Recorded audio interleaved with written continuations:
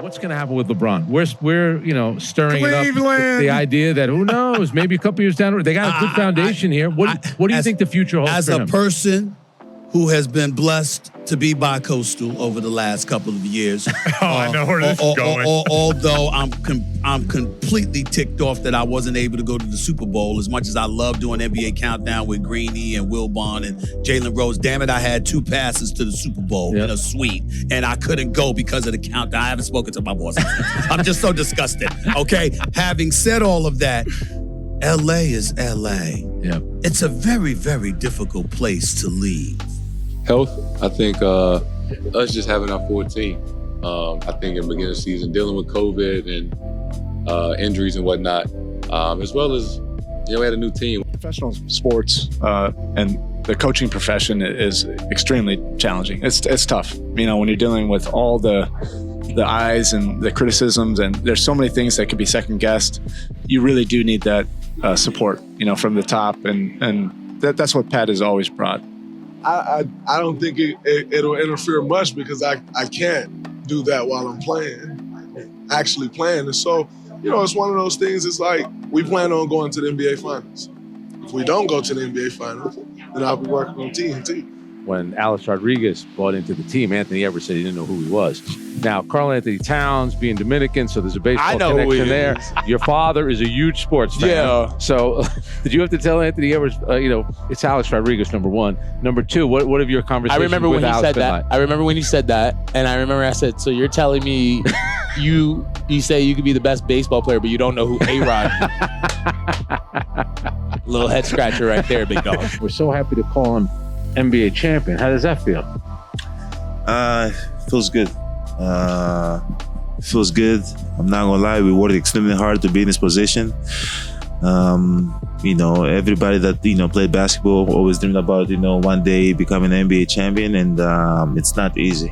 And we fight through adversity, and we're able to get it done. So it feels good, I'm not gonna lie. What the heck is going on with you? You had a 40-point game where you didn't attempt a 3-pointer. They're gonna kick you out of the NBA for doing that. Yeah. I'm gonna just start a 2-point lead. You open the season with the Dallas Mavericks and Luka Doncic. Are you guys going to be forever connected? And I see a smile crossing your face because you're both gifted and you're both the faces of your respective franchises now. And it's going to be fun for all of us that love the game and observe the game because you've taken it already at a high level. So are you guys always going to be connected as far as you're concerned? Yeah, I don't know. It's going to be up to y'all, but I'm sure it is just because we were drafted in the same class and obviously traded for each other. And we're also doing things at a high level. It's not like we're just out here just playing and not doing good for our teams either. So I think it's going to be obviously connection, but I think it's a good thing. It's a good connection. Just so we're clear, this is the way it works. The media voted you unanimous MVP. That might have angered some of the players. Then when the players want you to be MVP, we all voted for Jokic. I did put you in my top 5, though. I'll take it. You're around long enough, you get on every side of the narrative, so I'm cool with that. I don't care who you put me out on the court with. I don't care. I've always been like that. I don't care what team it was. As long as I'm on the court, we got a chance to win. A really, really good chance, if you ask me.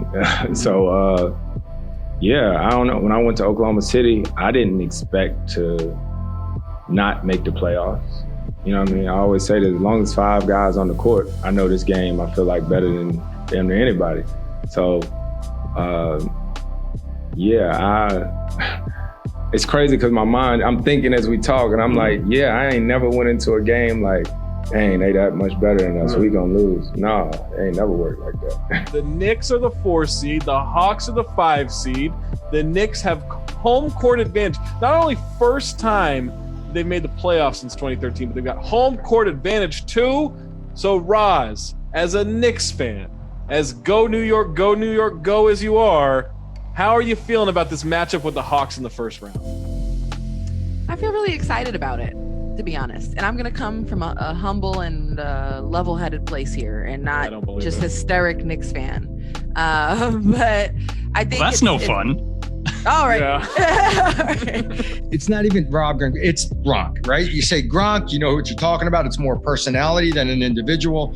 And want to welcome Gronk. Rob, how you doing? What's up, dog? I'm doing good. I just did a little workout. I'm actually down in Miami right now. I just went and trained up in Fort Lauderdale, and I'm actually still in my car. I just parked on side of the road just so I can do this interview, this podcast with you, Doug, because when I was growing up, I was eating Fruity Flakes every morning, so I had to come on this podcast no matter what the situation was. The best game, and Madden told me this, the best game his team ever played for him was an early season game the year after they won in Pittsburgh 16-7. Pittsburgh had lost the Raiders the year before. The Raiders were the defending champs. Pittsburgh was annoyed that the Raiders finally beat him in a big spot. And I'm sure they were all amped up at Three Rivers, and the Raiders went in there and did a number on them. I know the score was not indicative. I remember the game well. They dominated the game. And Madden told me many a time, pound for pound, that's the best team, that's the best game my team ever played. Consider the opponent. He's a coach.